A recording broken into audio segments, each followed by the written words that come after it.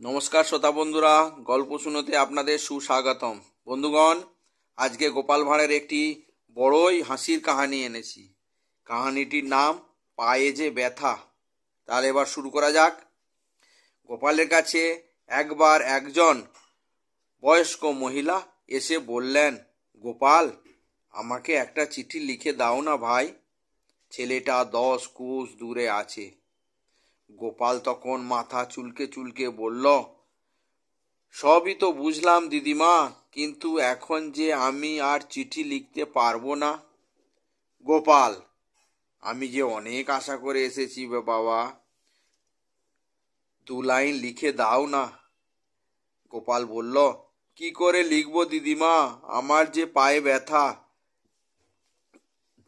তুমি হাসালে গোপাল, পায়ে ব্যথা তো কি হয়েছে, চিঠি তো তুমি হাতে লিখবে। তখন গোপাল বলল, দিদিমা, ওখানেই তো গন্ডগোল। আমার চিঠি একমাত্র আমিই বুঝতে পারি, অন্য কেউ বর্ণও বুঝতে পারে না। আগে যত চিঠি লিখেছি সব আমি নিজে গিয়ে পড়ে এসেছি। এবার পায়ে বড্ড ব্যথা, তার উপর 10 কোষ হেঁটে গিয়ে তো পড়ে দিয়ে আসতে পারবো না। পায়ে বড্ড ব্যথা, না হলে আপনার চিঠি অবশ্যই লিখে দিতাম।